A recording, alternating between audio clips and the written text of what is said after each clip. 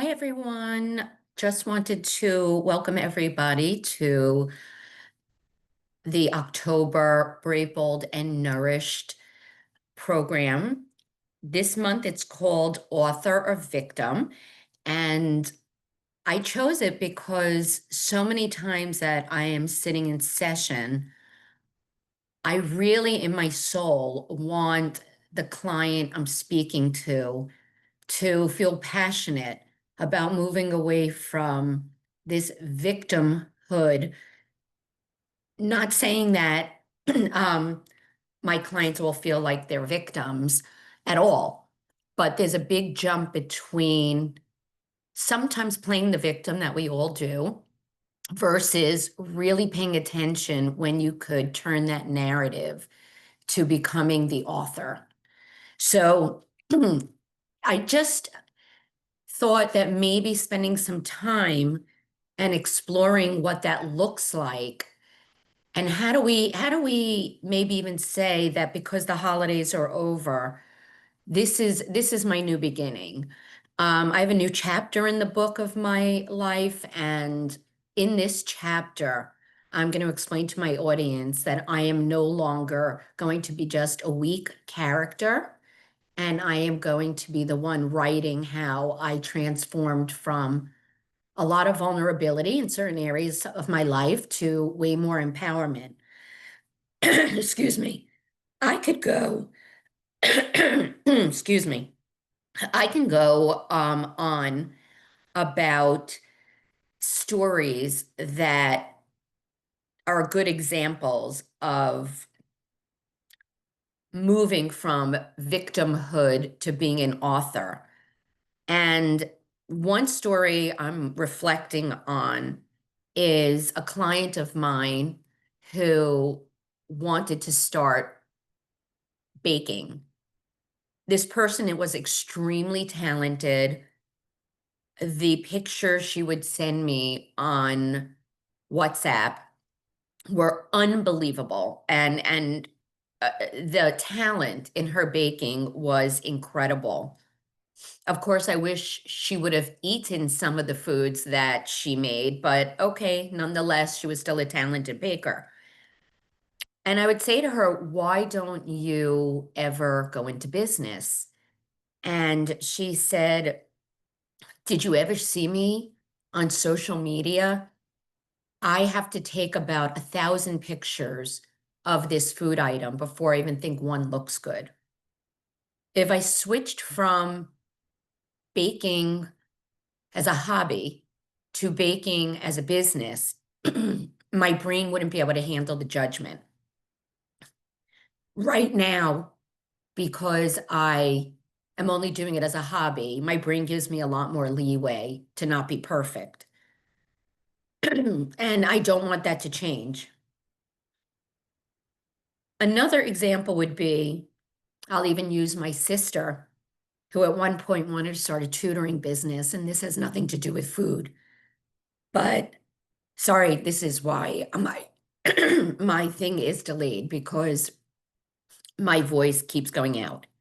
Anyway, so she wanted to start this tutoring business, but she never had the perfect office set up.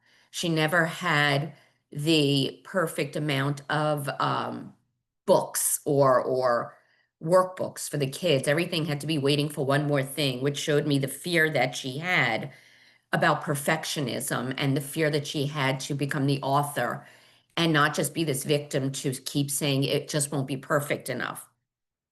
When you move from that to I'm authoring this, I think it comes a lot to about jumping in and saying, I get to author my narrative in my head that says I'm jumping in no matter what. And I know that I'm talented. I know that I'm strong enough. And I know that I can handle whatever the next set of either reward or consequences happen from stepping in because I author this. No one can judge me. I'm not going to be a harsh judge of myself. And I'm going to learn how to jump into my own story, rewrite it where I need it. and not be a victim to it. So, with that said, I know that was a little long-winded, but I want to move on to the next slide because it's basically, so who is writing your story? And in the case of my business, which is obviously working with eating disorders, the plot that you would be trapped in is whether or not the eating disorder is writing your story. They become the someone else's plot, like this slide says, or are you going to grab the pen back and say, Iris Epstein's writing this story, not my eating disorder? If your name is Susan Smith is writing this story. And you actually like have to say it out loud, and you have to like have that emotion that says, I'm feeling this in me, because your emotions turn into actions and your actions turn into the results. So if the emotions are coming from the eating disorder, and that voice may create an action, and if it's coming from you, the healthy version of you, then that creates the emotion, and then that creates the action. So I want you to take a pause for a second just on this slide and ask yourself here, who is writing your story? And if you had to write a book, what would that book be called? So you could even pause this video, just even take a moment and ask yourself what your book would be called. My book would be called, believe it or not, and I don't know if anyone knows who this is, but when I was young, there was a movie called Mary Poppins. And Mary Poppins was a nanny, and this nanny was what they said practically perfect in every way. And that's the type of kid that I was. I really tried for my family to be practically perfect in every way until the exhaustion set in and I collapsed at about 20 years old. So the first couple of chapters would, reflecting back now at my age, would probably be Mary Poppins Goes Wild. And the first chapters would be like Perfect Little Iris. And then it would be Iris Takes a Risk. And then there would be a chapter called Loosen Up, Iris. And then Set Boundaries, Iris. And I think at around 20 years old is when I lost it. And at 22 about, I started rebuilding of who's going to drive my story. So I love that Mary Poppins Goes Wild just because it tells me that there's no such thing as perfect. And I went from needing to be perfect to just letting go, letting the world know I'm not perfect. And it doesn't mean I don't strive to be more. Anyway, so I want you to take a pause and sort of think about who's writing your story.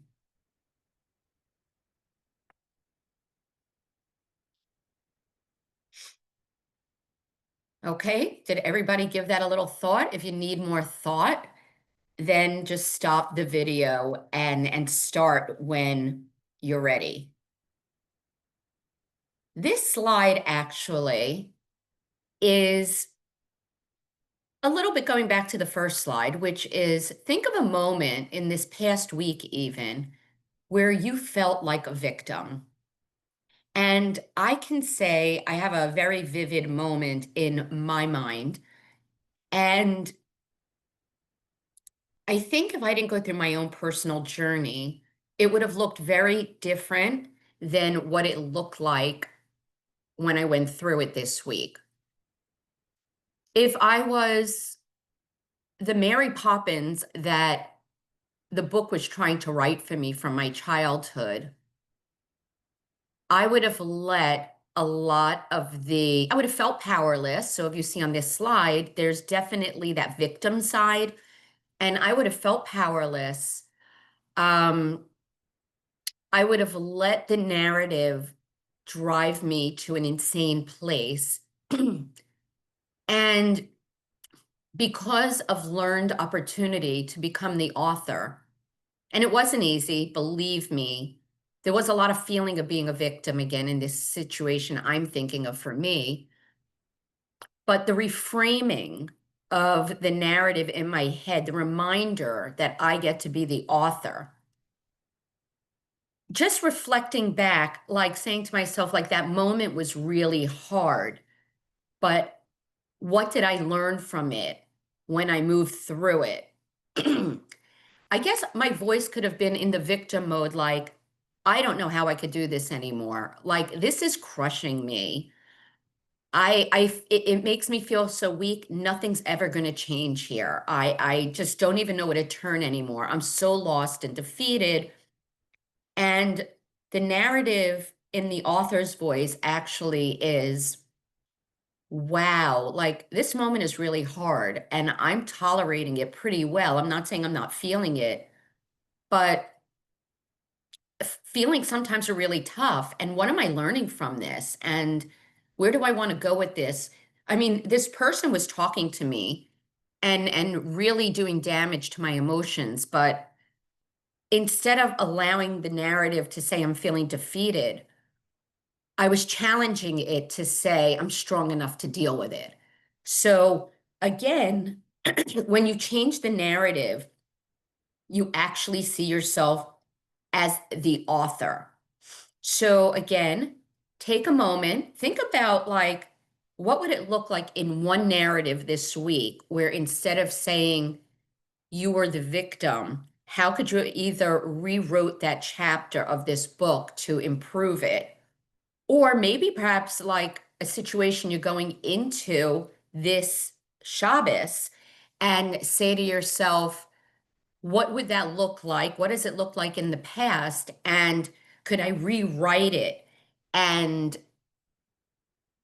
you know, become more of the author to it than a victim over and over again?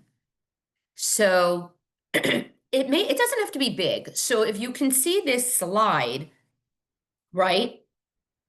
You can see that even the smallest of thoughts, you don't have to like have a really, really strong or big problem or situation. It could be something very tiny. And it could be a thought. It could be if you're alone, what does loneliness feel? If you have to be with other people, maybe there's someone in the room that makes you feel vulnerable or triggers you. And you're always stuck in that victim mode there. So, how can you make that change in the next few days? Let's just say it is eating something that you wouldn't necessarily eat, speaking to someone you necessarily wouldn't want to speak to. Um, After Shabbos, journaling some thoughts down and maybe challenging them. You could think about all these things and you could say, I'll start it tomorrow. If it stays trapped in your head and there's really no real visible action, right? So it's not so much that your thoughts create the change. It's actually the brain needs physical action. It starts creating momentum, even if it's one bite at a meal, even it's preparing the meal and not eating it, right? But the momentum has to continue. So you could journal like, this is what I want the momentum to look like. I am first going to prepare the meal Friday night. I'm going to take one bite.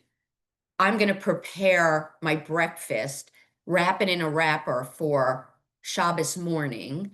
And I am going to take one bite Shabbos morning because I always skip it. Or I don't even wake up. So I'm just going to wake up. If I don't eat at all, at least I woke up. But I think becoming the author also has to have some honesty. So again, take a moment and think about what is like what is one what we call micro action that you can take today to actually make this Shabbos weekend start something that has momentum to it. And we have to learn how to be consistent because that's what carries the change. So we talked a little bit about reframing and challenging negative thinking. And I know we talk about this a lot, but again, repetition to hear this information is necessary. All week long, we only hear information that is either about dieting or it's frustrating. We live in a society that dictates what beauty is, what success is, and we've been indoctrinated by family and friends and magazines about how our own inner critic should like talk to us. And again, I know that maybe this presentation is repetitive, but I guess because it sits in me so much that it starts becoming the author, and that inner critic is what keeps us a victim. So you have to sort of have a new beginning to know that that inner critic isn't always truthful.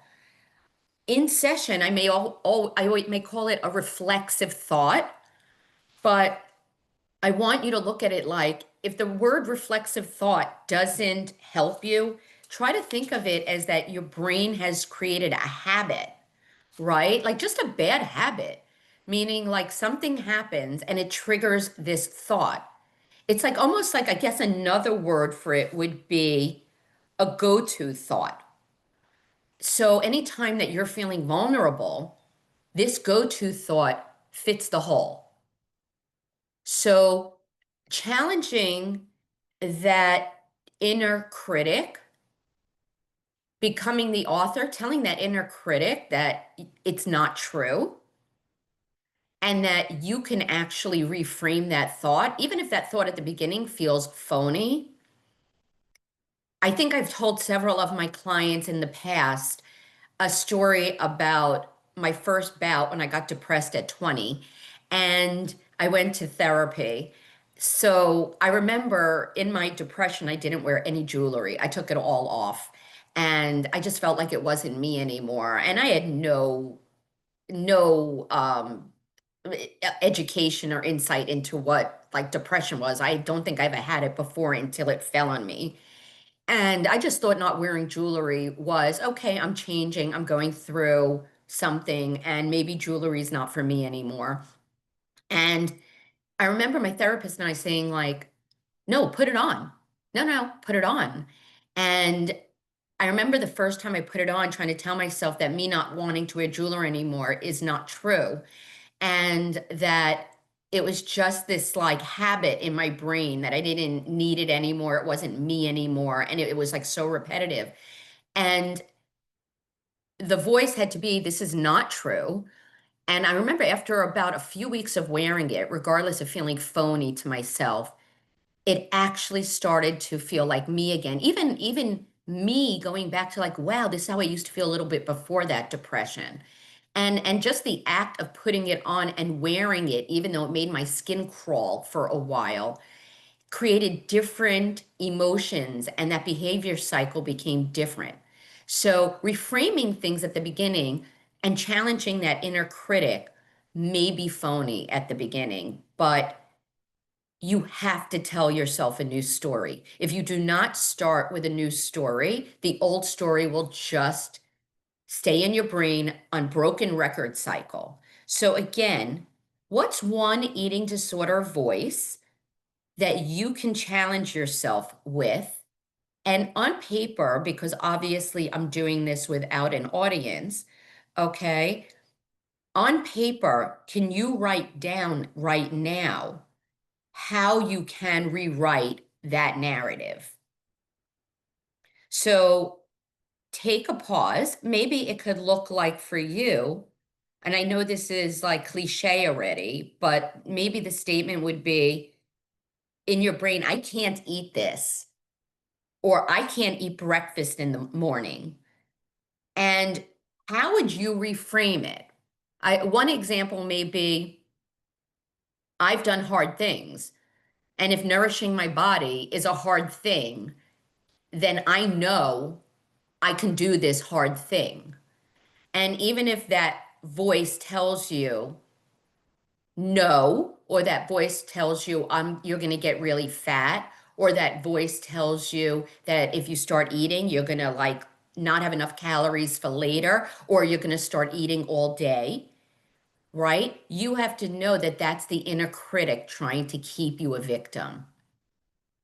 So again, think about that one statement that regardless of the pain you're in, when you say it and you put it on paper to challenge it, you can do it anyway with a micro action. Remember, the most powerful story you can tell is the one you tell yourself. When you change the story around your struggle, you will change your relationship with that story.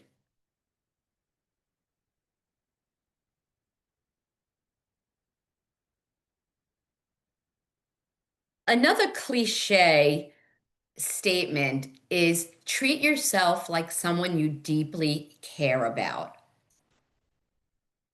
And if you really think about, for some people on this call, it may be your children, it may be a best friend, it may be a spouse, it may be any family member. And really think to yourself, how do you speak to them when they have a problem? Do you speak to them with anger? Do you speak to them to shame them? Do you speak to them with judgment? Again, repeating this ad nauseum. If you take a moment to say, hey, if I'm the author of this book and I want to rewrite something, how would I rewrite it if I spoke to my friend? If I became the therapist and my other older version of me was the client, how would I speak to them? Sometimes we have to reflect back and know, in my opinion, that the energy we have in ourselves and the energy about caring for ourselves is the energy we give out to the world. Sometimes one may say, no, the energy I give out to the world is great. The energy I give to myself is horrible. So then you have to sit back and reflect, why is that? What would it look like if the energy I put out to the world, positivity, love, not analyze why you don't do it, but the DBT skill of just doing it. Say today, regardless of what I think about myself, I'm going to love me and I'm going to take care of me. I'm going to set boundaries for me in terms of that inner critic.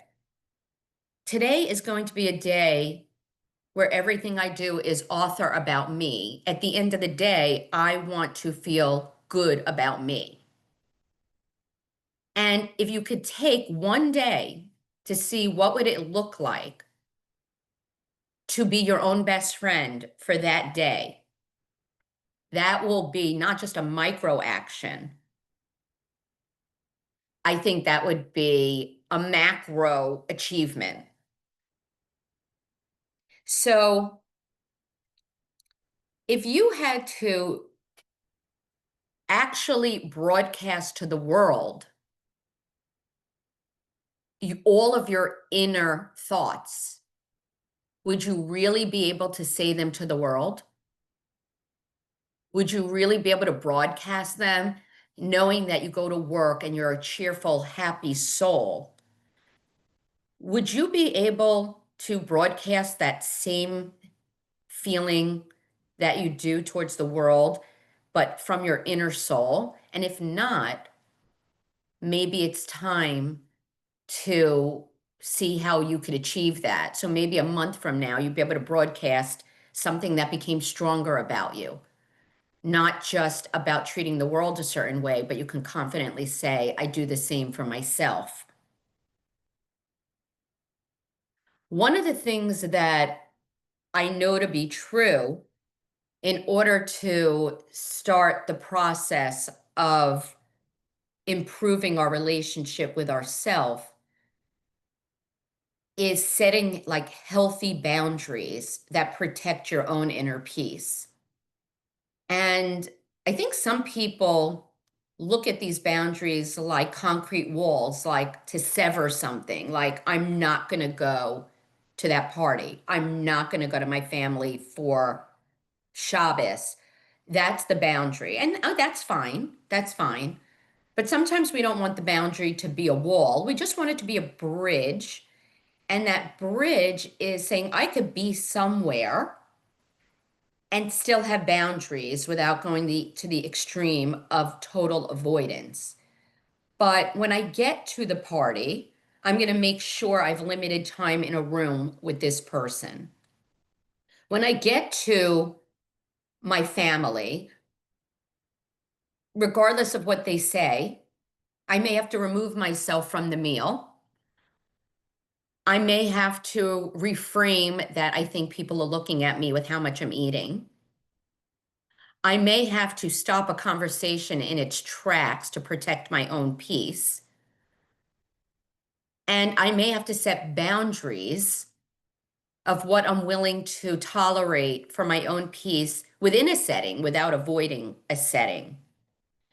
Saying no to a subject, saying no to your own inner critic, saying no to a loved one or a friend that a certain conversation or a certain judgment is not acceptable in a kind way is actually saying yes to yourself. I think we all have to remind ourselves that our peace is sacred. Sometimes it's even getting off of social media. If you're or stop reading a magazine, stop Googling something or chat GPTing something. Don't be a Google doctor. Sometimes we have to say, my peace is sacred.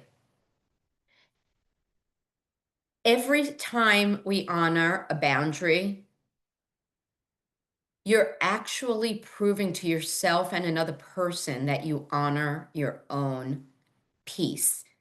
They may seem defensive about it at the beginning, but this is your story. And it doesn't mean, I think a big part is not allowing the way you write the story to be mean. I don't really work with too many mean people. So I know that everyone I'm speaking to on this session knows how to protect their own boundaries in a kind way because we are sympathetic, empathetic people and sensitive people, and we wouldn't want to hurt somebody. But I think sometimes recovering from an eating disorder is sometimes remembering that sometimes we're the person we need to protect first. And if the other person can't understand that, then we have to know that that becomes their place where they need to do their own work. We can't be responsible if we know something is protecting us. We can't put their peace first, which is a lot what we do.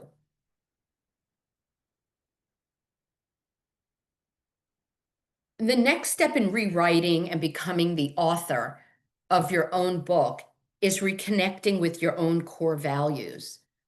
And sometimes I think in the eating disorder journey, we sort of those core values get confusing. Like we're looking to grow in our mind as a person, we're looking to challenge, we have a lot of questions. Um, who was I in this relationship, in this situation? Did it work for me? Did it not work for me? Why was I fearful? Why did I do this? Maybe even questioning spirituality. Um, but I think when we reconnect to our core values,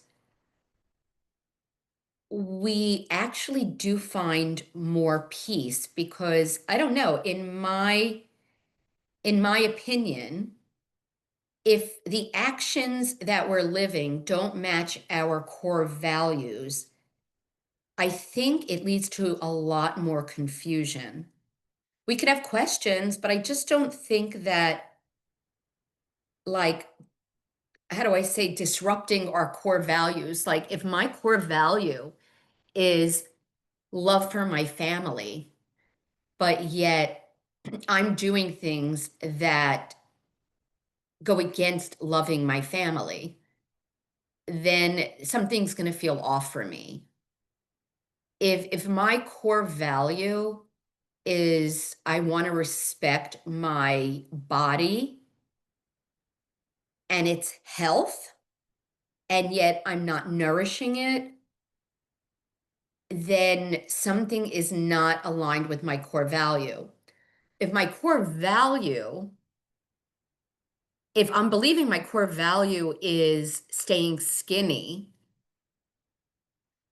then you may have to know that, is that really a core value, or is that really a societal value? Hmm. If you look at it as a core value, I believe that core values have a spiraling effect down to some basic moral values that always lead back to a good life. So if the core value is that you deserve peace in your life, like the previous slides, does the value of wanting or needing your body to look a certain way, does that make your family life better? Has that made your spirituality better? Has that made your relationship with friends and family better?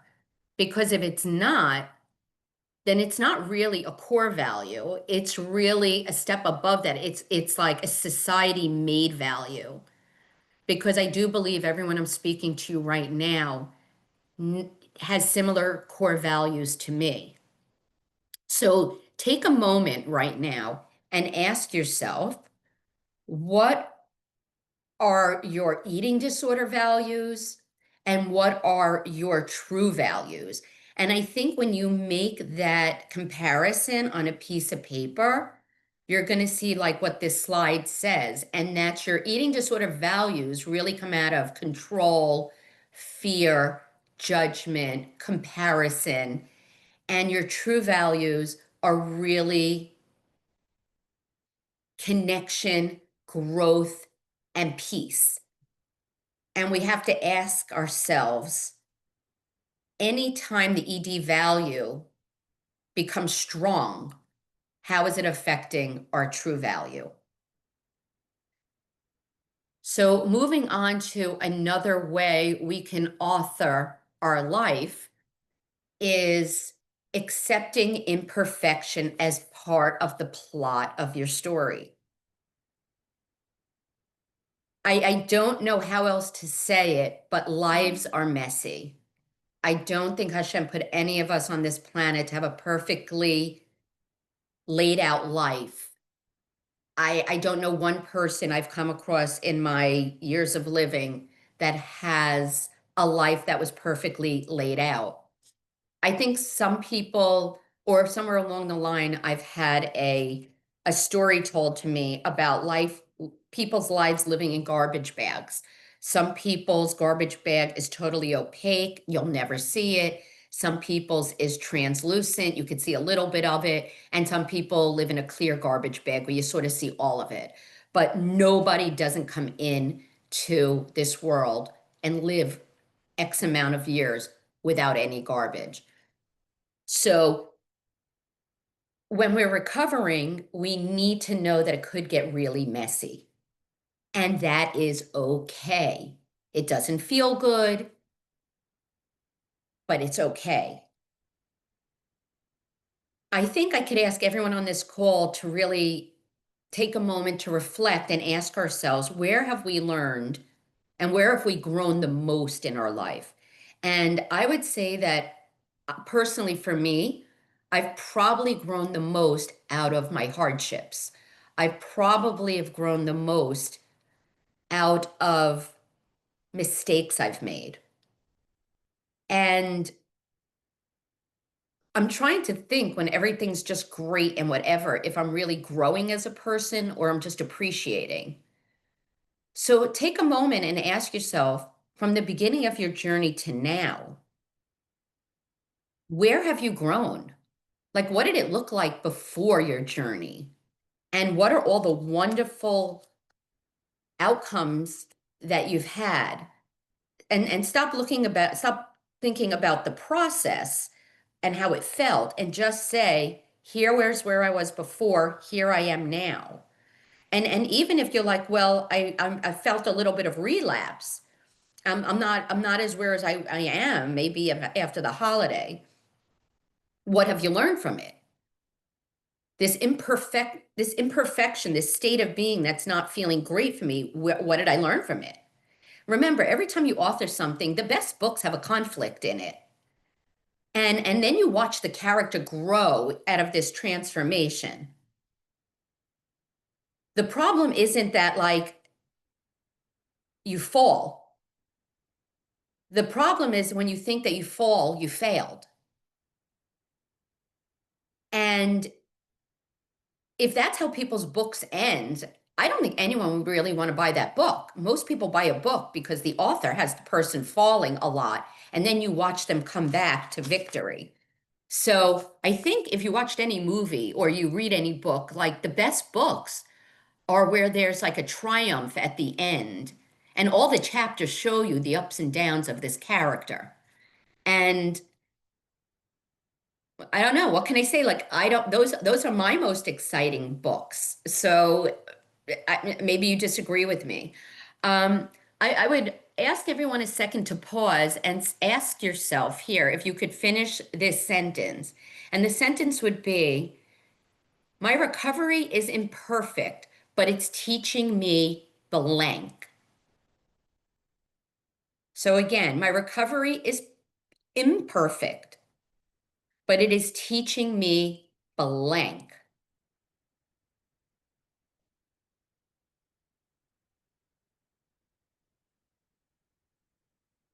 The next part of being an author to this book that we're going to write is building our cast of characters and building our support system. I have a client right now, not a client, excuse me. I have a person right now who is writing a book. She lives in Lakewood, New Jersey, and I hope soon I can get her on to a Brave, Bold, and Nourished or maybe an overall call, I mean Zoom presentation to share her story. But when I read her book, you can even see that she had a supportive cast. And she had she has people who helped her write the book, help her edit the book, help her publish the book, help her reframe her thoughts in the book to make it like flow smoothly. So I guess a combination of writing support and publishing support. But she definitely didn't write the book alone. So ask yourself, who are some characters in your book? Because you need witnesses to help you recover, right? And those could be some support cast. So who are these witnesses who are part of your recovery? Who are people overall helping you? Maybe if I had to look at it like the therapists that everyone sees or the nutritionists, they are your publishers and editors and maybe a part of a witness, but maybe your family and friends, they're like your supportive staff. And I wrote here like connection, weaken, shame. So when you're sharing your story with the public, you're getting it published, you're actually writing it. You're letting all that weakness come out. And when people start knowing it and they're supporting you, like, wow, I read your book. That is so phenomenal. it goes from this place of weakness that you felt to everyone being like this supportive, like, that was great. How did you write a book? That's amazing. And I don't know, like my own imperfections, my own weaknesses, my own journeys, they felt so shameful. But even when I share it with clients in my book of life, like you do realize that connecting with people weakens this.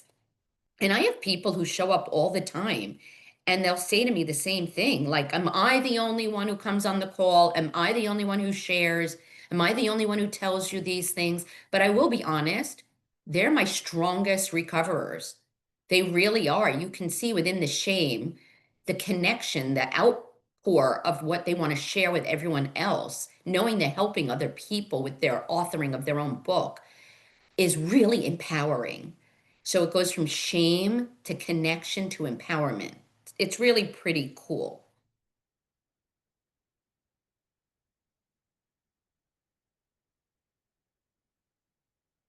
Taking your book slow, not thinking like you have to write this book in a minute. Okay. Like some people write a book over the course of 10 years, not over the course of 2 months. Anyone who thinks that they could write a book in 2 months about their life will probably not have a bestseller. But somebody who practices patience and presence and knowing that maybe you only write one page of a book in that day and that you don't need to just what I would call like purge it all on paper at one time. I think the reader of the book knows that each page that you write, if it's carefully crafted with one day's message, you really sound more of an author of that book for that moment. It sounds genuine. It sounds like you were present in the moment. And it really sounds like you're giving the energy off to your reader that on that page, you, I guess, were mindful and carefully crafted it and you weren't full of baloney. Um,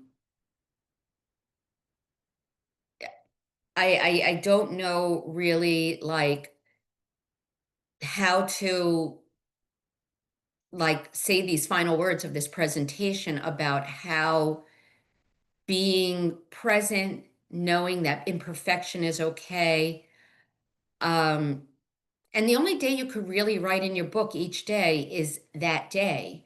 We all know that if we reflect too much of the past, we could fall dark into a depression or despair.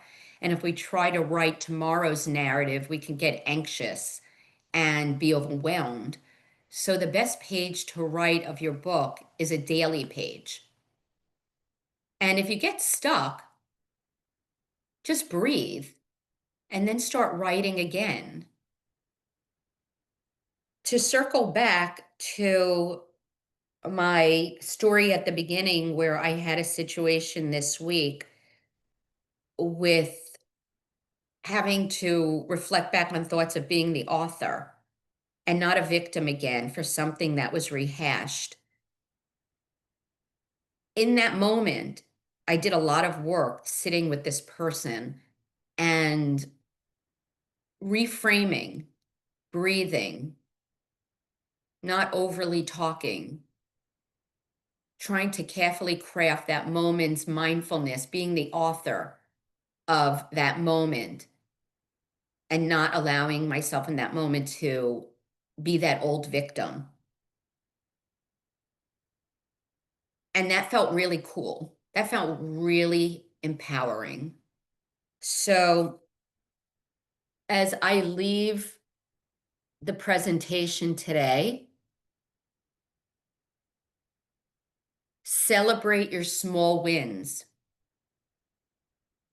Make sure that anything you do that you made progress with, you pause and you acknowledge it. Because if you don't acknowledge it, it gets minimized. Applaud your own victories. It's the first step in saying I matter. And victories don't have to be big. We talked about that.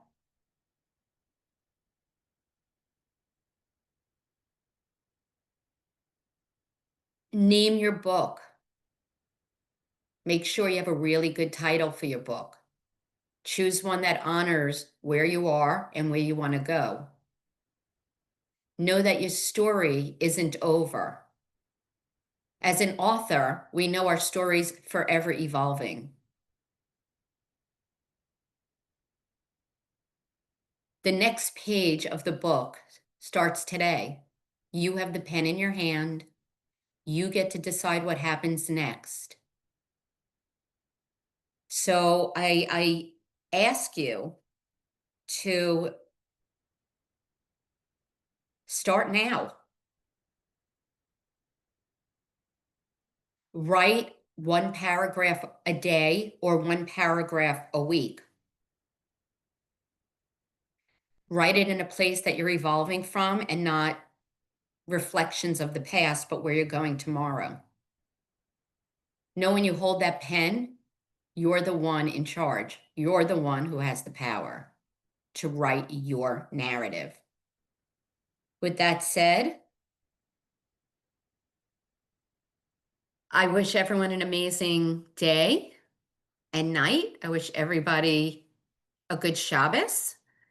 And I hope to hear from you next week what you think about this session and any small micro action or macro action that you took that you were able to say, wow, that was cool. I authored that. All right, all have a great, great weekend. Be well, stay brave, stay bold, and stay nourished.